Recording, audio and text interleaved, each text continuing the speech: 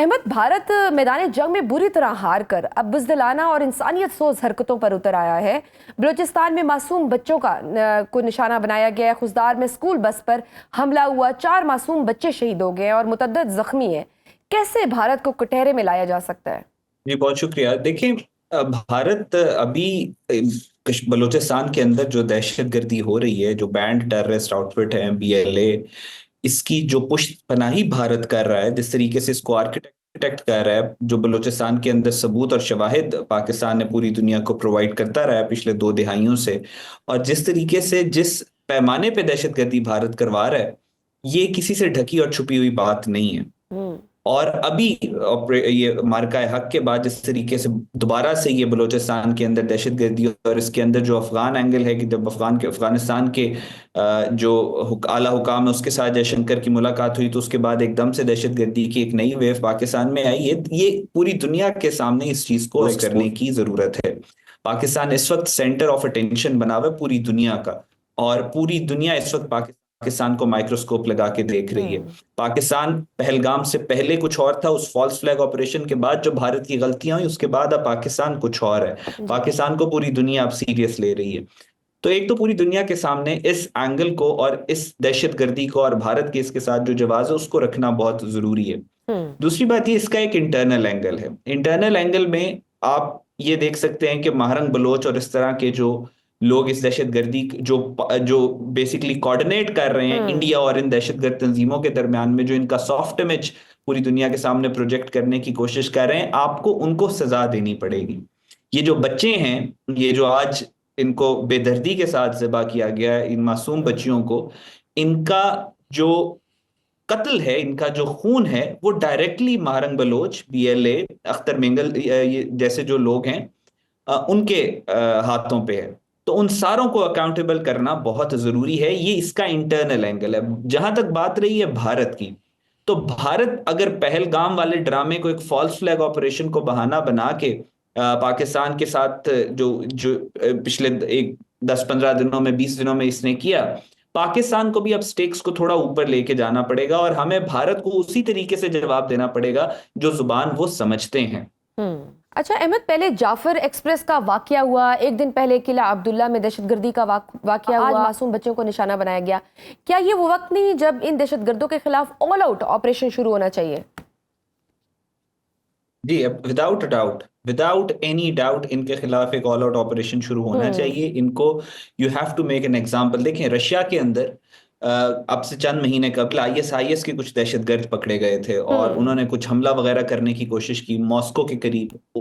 Russia ने उन दहशतगर्दों को एप्रीहेंड किया और उसके बाद उनको सजा दी और पूरे मुल्क को, बल्कि पूरी दुनिया को बताया रशियन टेलीविजन के ऊपर उनके चेहरे और उनकी शक्लें, और सजा देने के बाद जो उनका हुलिया था वो ब्रॉडकास्ट किया रशिया ने। उसका नतीजा ये हुआ कि अब तकरीबन 6-7 माह गुजर चुके हैं, रशिया में दोबारा आईएसआईएस और दाइश की दहशतगर्दी नहीं हुई। सो आपको you have to terrorise the terrorist. ये दहशतगर्द इंडिया स्पेशली जो है, ये बच्चों को टारगेट क्यों करता है? क्या इससे कोई इनको स्ट्रेटेजिक एडवांटेज होता है? नहीं।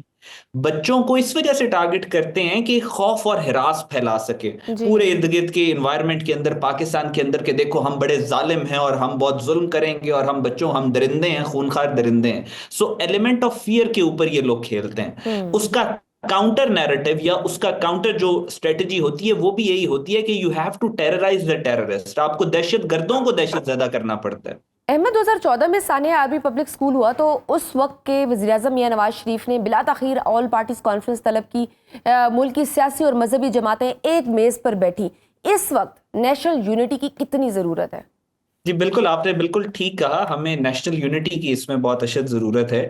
और अभी हमारे पास एक पूरी पूरी पाकिस्तान की कौम ने देखा है कि हमारा असल दुश्मन कौन है, और इसको हमने जिस तरीके से जवाब दिया है। पाकिस्तान के अंदर जो डिविजन्स थी, जो फ्रिक्शन थी, जो फैक्शंस थी, वो आपस में जितनी डिवाइडेड थी, आज उतनी ही यूनाइटेड हैं। और हमें इस यूनाइटेड एनर्जी जो पाकिस्तान की है, जो पूरी पाकिस्तान की कौम ऑपरेशन मार्का हक के बाद और अब तक पाकिस्तान की अफवाज के पीछे खड़ी है, पाकिस्तान के साथ खड़ी है, हमें उसको चैनलाइज करने की जरूरत है। और बलूचिस्तान का और केपीके का जो इशू है, उसके जो टीटीपी का टेररिज्म हो या ये फितना अल हिंद और फितना अल खवारिज, इन दोनों दहशतगर्द तंजीमों के खिलाफ एक कॉम्प्रिहेंसिव स्ट्रेटेजी बनाने की हमें जरूरत है, जिसमें इंफॉर्मेशन वॉरफेयर, जिसमें इसका जो काइनेटिक एंगल है और जिसमें इसकी जो फॉरेन एंगल है, यानी जो दहशतगर्दी बैरून मुल्क से हो रही है, उसका एक कॉम्प्रिहेंसिव स्ट्रेटेजी की जरूरत है। और मल्टीपल डोमेन्स के ऊपर, मल्टीपल लेवल्स के ऊपर हमें पैरेलल इसके ऊपर काम करने की जरूरत है। जी बिल्कुल, क्योंकि नेशनल एक्शन प्लान हमने देखा किस तरह से एपीएस के टाइम पे फौरन अमल दरामद हुआ, लेकिन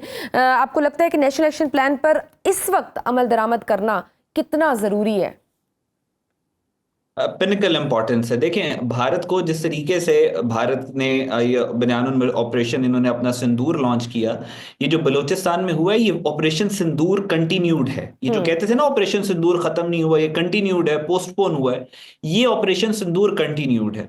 तो बलूचिस्तान के अंदर ये जो दहशतगर्दी करवा रहे हैं, ये इस पे इंतहाई लाजमी है कि हम जो नेशनल एक्शन प्लान और नेशनल एक्शन प्लान से जो रिलेटेड सारी पॉलिसी है, उसको आजकल के दौर में जो तब्दीलियां उसमें करनी है वो करके उसको इम्प्लीमेंट करें। ये हमारे लिए एक एग्जिस्टेंशियल जंग बन चुकी है। भारत का प्लान हमेशा से जो स्ट्रेटेजी है वो यही रही है कि पाकिस्तान के अंदर, जिसको ये आपने टेक्निकल अल्फाज में कोल्ड स्टार डॉक्ट्रिन कहते हैं, बेसिकली वो कोल्ड स्टार डॉक्ट्रिन क्या है कि पाकिस्तान के अंदर इतनी ज्यादा दहशतगर्दी कर दो कि पाकिस्तान की फौज जो है वो बॉर्डर छोड़ने पर मजबूर हो जाए और मुल्क के अंदर पुलिस की ड्यूटीज पे आ जाए। और जब इस तरीके से पाकिस्तान के बॉर्डर्स कमजोर हों, तो फिर आप इंडिया की तरफ से पाकिस्तान के अंदर दाखिल हो, जिसको ये कोल्ड स्टार्ट कहते हैं। सो हमें इस चीज को अपने जहन में रखना है कि भारत दोबारा कभी भी किसी भी वक्त, जो इन्होंने 6 मई को किया, 10 मई को किया, इसके बाद हमें क्लियर हो जाना चाहिए कि भारत किसी भी वक्त दोबारा कोई ना कोई मिस एडवेंचर लाजमी करेगा और उससे पहले पाकिस्तान के अंदर दहशतगर्दी फैलाएगा। तो जो अंदर दहशतगर्दी है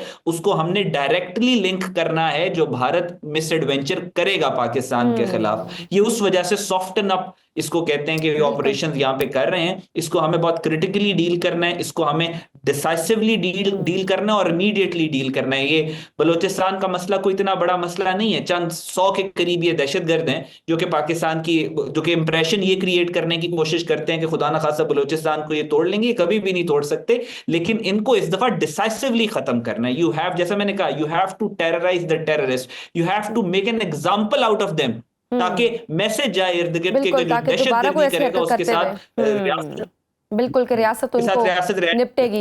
अच्छा, नेशनल एक्शन प्लान में एक और बड़ी इंपॉर्टेंट चीज शामिल की गई थी कि दहशतगर्दों के ख्यालात और नजरियात की तशहीर की इजाजत नहीं होगी और ना ही इन दहशतगर्दों को हीरो बनाकर पेश किया जाएगा। लेकिन आज तो हम देखते हैं कि खुलकर सोशल मीडिया पर जहर उगला जा रहा है, इसको रोकना कितना जरूरी है? देखिए, सोशल मीडिया को, इसकी एक पूरी कॉम्प्रिहेंसिव स्ट्रेटजी सोशल मीडिया से रिलेटेड है कि जिसमें आपको सोशल मीडिया, पूरी दुनिया ने सोशल मीडिया को वेपनाइज किया, पूरी दुनिया ने सोशल मीडिया कॉन्ग्लैमरेट्स के साथ डील किया, उनके साथ उनको एक डिसाइसिव तरीके से बताया कि अपने मुल्क की क्या डिमांड्स हैं, उनको अपने मुल्क के कॉन्स्टिट्यूशन के अंदर लेके आए। इंडिया ने ये किया, टर्की ने ये किया, रशिया ने ये किया, चाइना ने अपनी स्ट्रेटजी बनाई सोशल मीडिया को हैंडल करने के लिए। पाकिस्तान को भी कॉम्प्रिहेंसिव स्ट्रेटजी अब डिजाइन कर लेनी चाहिए सोशल मीडिया से रिलेटेड, और हमें इन कॉन्ग्लैमरेट्स के साथ डील करना चाहिए। जैसे मिसाल के तौर पे इंडिया के अंदर अगर आपने इंडिया के इंटरेस्ट के खिलाफ कोई बात की है, तो उनमें इंफ्रास्ट्रक्चर ऐसा है कि एक लोकल थाने के अंदर पर्चा होता है और वहां से ऊपर जाते जाते रिपोर्ट, ट्विटर के अकाउंट के खिलाफ वहां से ऊपर जाते जाते रिपोर्ट सेंट्रलाइज हो जाती है। सो पाकिस्तान को भी इसी तरह की स्ट्रेटजीज की जरूरत है।